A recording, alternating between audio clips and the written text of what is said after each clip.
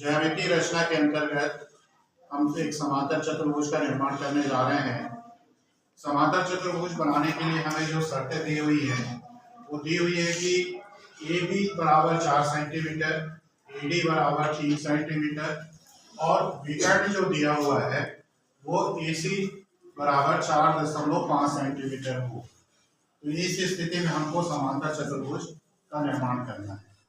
तो सबसे पहले हम क्या करते हैं, स्केल की सहायता से ए बी बराबर 4 सेंटीमीटर की एक रेखा खींच लेंगे। इस तरह से ए बी बराबर 4 सेंटीमीटर। आप भी इसी प्रकार से ए बी बराबर 4 सेंटीमीटर की एक रेखा खींच लीजिए स्केल की सहायता से।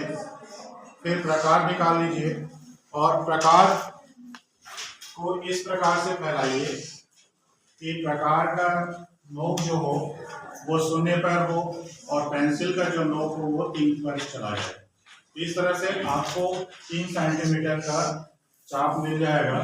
उस चाप को लेकर आपको ए बिंदु पे रखकर एक चाप काटना है इस तरीके से, और वैसे ही आपको चाप बी बिंदु पर काटना है। इस तरह से आप 3 सेंटीमीटर का 2 चाप आप ए बी रेखा के ऊपर काट लीजिए। इसके बाद आपको जो तीसरा चीज दिया हुआ है विकर्ण ए सी बराबर 4.5 सेंटीमीटर। तो इसके लिए क्या करना है कि प्रकार के नोक को शून्य पे रखिए और पेंसिल के नोक को 4.5 सेंटीमीटर तक बढ़ाइए तो आपको चाप मिल जाएगा। और उस प्रकार को चाप को बिना परिवर्तित किए ए बिंदु पे रखकर आपको ये जो चाप कटा हुआ है इस पे काटिए। तो कुछ इस तरह से कटेगा। इसको थोड़ा सा और ठीक कर लेते हैं तो आपको चाप एकदम सही बिंदु दिखाई देगा। ये 3 सेंटीमीटर का था, 3 सेंटीमीटर के चाप को वापस काट देते हैं।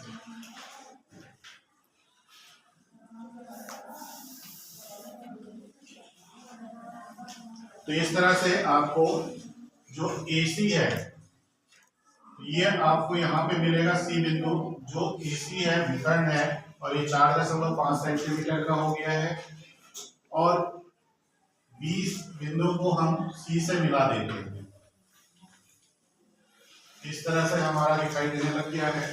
अब हमको क्या करना है, D बिंदु चाहिए जो यहाँ इस चाप पे मिलेगा। तो D बिंदु चूंकि ये समांतर चतुर्भुज है तो हमको क्या करना है, आमने सामने की भुजा समांतर और बराबर होती है, इसका उपयोग करते हैं। तो ए बी बराबर हम वापस 4 सेंटीमीटर का चाप लेते हैं। उल्टे हाथ से ले लेते हैं तो ठीक रहेगा, हमको काटनी है।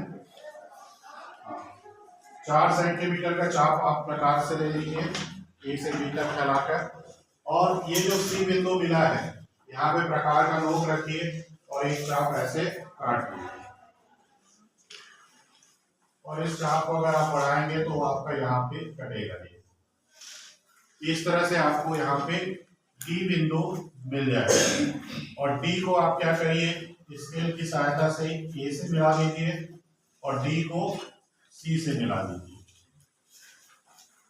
ठीक है, तो यहाँ पे देखिए A से C तक ये आपका विकर्ण है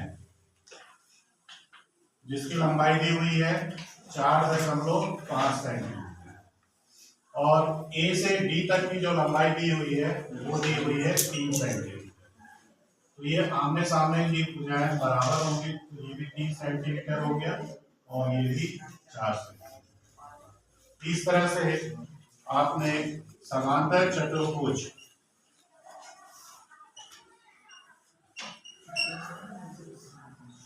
ABCD बनाया जहां पर AB बराबर 4 सेंटीमीटर, AD बराबर 3 सेंटीमीटर और विकर्ण जो है 4.5 सेंटीमीटर। जो शर्तें थी उसको आपने पूरा किया।